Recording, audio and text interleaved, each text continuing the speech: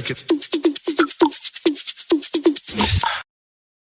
Hi, welcome back to my channel. My name is Janelle Zamora, and this is Scent Talk from my closet, the fragrance closet. On this channel, we go over all things fragrance. We cover niche perfume houses. We go into layering combos. We talk about dupes and clones of original fragrances, highlight indie brands, celebrity fragrances, designer, all things fragrance. If that is something you're interested in, go ahead and continue watching. Consider hitting that subscription button and the bell so you'll be notified to new videos. You really never know what we're going to jump into next. I have been teasing that we are going to go right into exploring the house of Shabor. This is a French perfumery house that was brought out in the year 2002. Now, this is a French perfumery niche brand. They do have candles. They do have some home goods that they sell as well, interior fragrances. And their whole theme of the house, every single little note card I've read says a great perfume always has a beautiful story to tell. If a scent makes your heart beat, it shows a desire, a dream, an absence. With its evocative power, the past is reinvented, the future is dreamt about, an idea is transmitted, and that is by owner Sophie Chabaud. Chabaud. I'm trying to say it the way that it is pronounced. And the other perfumer also for this house is Patrice VINEYARD, I believe. So those are the perfumers for the house. Really nice concept. It also, the concept behind the house says, combining the best French perfumery traditions with modern creativity. So we got a little bit of old world style, a little bit of a modern twist on some fragrances. So I had to get this discovery set. I really did fall in love with the scent of LAIT the Biscuit. Right here, I believe this fragrance sample right there that I got a hold of when we were doing our Vanilla and Gourmands week. I did do that. The week that we did Escapade Gourmand and Accident à la Vanille and all of those wonderful, wonderful gourmand and vanilla fragrances. So can't wait to get through these with you guys. I will probably be doing some layering this week because, come to find out, most of these are eau de toilettes. And what have we learned? More often than not, there are some exceptions to this, but more often than not, an eau de toilette is not going to give you the greatest projection or longevity.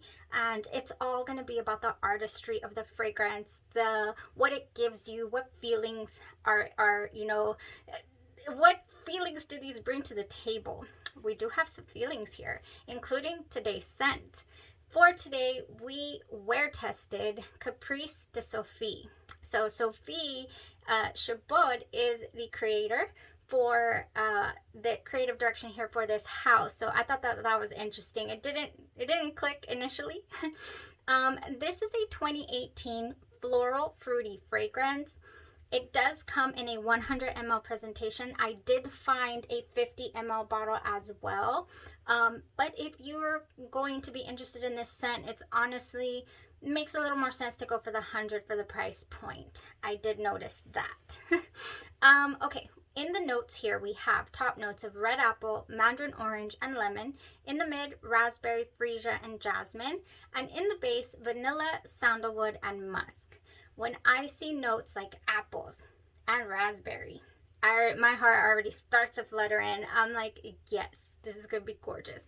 I want to see how those are going to be portrayed in the fragrance. So all I could think upon first spritz of this loveliness is, oh my goodness, this is refreshing and this is sweet and fruity, fun and playful. That is the feelings that I was, it was emitting from me. It's not a strong pow in your face, over the top sweet, anything like that. It really does have a very delicate feel to it, and it reminds me of just a spring, brunch day or just a stroll in the park. Just really fresh type of scent. I did bring up Caprice de Sophie in the Nuit Cobalt Designs September Vineyard in September video. I did layer this with Vineyard in September and bring it up as an option because of the apples that we have going on in Vineyard in September. So if you want to check out that video, I will link it in the description so you guys can go check out this apples and champagne and all of that wonderful layering we did with Vineyard in September. One of my favorite discoveries so far, but by far. And it just so happens that September is my birthday month, so that really helped. This is a fragrance that I just thought, yes, that will drive definitely. The apples and the raspberries in here are very crisp, very sweet, like a fruity summer drink. There are also some florals in here to go ahead and ground the fragrance. This doesn't come at you like the apple sugary sweetness of, let's say, Kayali's Eat and Juicy Apple. Even though Eat and Juicy Apple has some jasmine in there, it does have some florals as well that ground the fragrance. I can detect these a little more pronounced. So this fragrance has a little more balance in that sense. You know, it takes it away from the body splash type feel that a lot of people get from Eat and Juicy Apple. And also the other fragrance, Victoria's Secret Teased Sugar Floor, that one is much sweeter, much, I'm gonna get a, you know, a toothache type deal. This is much airier, my goodness. It is gone from my skin, but it's still here on my clothes, and I don't smell the sweet raspberry anymore. I actually get the kind of like a musky, almost green tones in the dry down. Almost, not really, but you know, almost very nature-like. This is really nice. This is like a garden. It reminds me of a garden, to tell you the truth. Oh yes, so sweet, so refreshing. This one is palatable. This one is just one of those. I'm finding myself to really enjoy raspberry fragrances when they are done right. When they, you know, when they work with me, not when they're done right. When they work with my skin chemistry, and when I don't pull out this very sharp tone or sharp nuance that I sometimes can with raspberry and strawberry, you know, esque fragrances. So this one just went so smooth, so well. It is a bit, it's not, I wouldn't say past arm's length projection, so it's not loud. This is a subdued type of fragrance. Very fresh though. Hope I'm getting my point across with the whole freshness. Oh, very fresh without smelling clean, you know, soapy. It does not smell clean and soapy at all. I'm not saying that's a bad thing. Some people like that in fragrances. I'm just saying that's not here. Oh, so it goes its strongest in the first 4 hours. I would say that's when I got to really enjoy and experience the scent the most, and then it toned down after that. So it tones way down, actually, you know, pretty much a skin scent, but does remain on the clothes. I was so surprised that it was still on the clothes. So with that being said, if you would like something like Caprice de Sophie, and this is an eau de parfum, this is not an eau de toilette, so maybe that's why it had some longevity to it on clothes. Not the biggest scent bubble or anything like that, but it did, you know, go the distance. I wasn't completely without fragrance. And I also did a layering combo today that I'll go over after I explain that if you want something in this realm with a little more character, with a little more oomph, you want to go for Sunset Hour by Goldfield and Banks. This is one, speaking of spring and summer and all that goodness, Sunset Hour by Goldfield and Banks has some peach, some raspberry. It's got some a woody base. This doesn't have as thick of a or strong of a woody base as for example Sunset Hour does have. So this does project, this does go the distance. This one's further than arm's length, I would say. You leave a bit of a trail with Sunset Hour, Goldfield and Banks. This is one of those. If it works for you, if it works in that sense for you, like it does for me. So another one that I would, no brainer when it comes to raspberry freshness. You know, I don't know if you've been on the channel any amount of time, you know exactly what I'm about to mention or bring up. We're talking Genre Perfumes Essence. This is raspberry. This is sweet. It doesn't have apples, I don't believe. It doesn't have any red apple. It does have some citrus tones in it. And oh, whenever I spray this, my little one says, you smell like Skittles. So this does remind her a lot of Skittles. Some other people have mentioned, for example, in the Genre Perfumes group, that this reminds them of Skittles. Oh man, it just reminds me of raspberry fresh bliss. That is all that Genre Perfumes Essence is to me. Quite frankly, very layerable, one of my favorite raspberry fragrances, if not my favorite. Yeah, this would be the one right now that's winning. In fact, I did get a little Essence Air in the Caprice de Sophie. Only difference being, I felt like this one smelled a lot more natural, a lot more delicate than, you know, your Sunset Hour or your Essence. Yes, Essence does have a nice scent bubble, bigger projection as well. So definite contender for a full bottle, this Capri, do you say the CE? I don't think so, right? It's Capri de Sophie, I think. Or Caprice de Sophie. No, it's Capri de Sophie, I think. Now, you know what they need to start doing is like writing out how you pronounce these lovely names. Oh my gosh. Okay, so how did I wear it? And then I will head out, because heading out for some dinner. I went ahead and went in with Autumn Drive by Bath and Body Works. This fragrance right here, you guys know, if you saw the closet tour, you've seen the Bath and Body Works stash.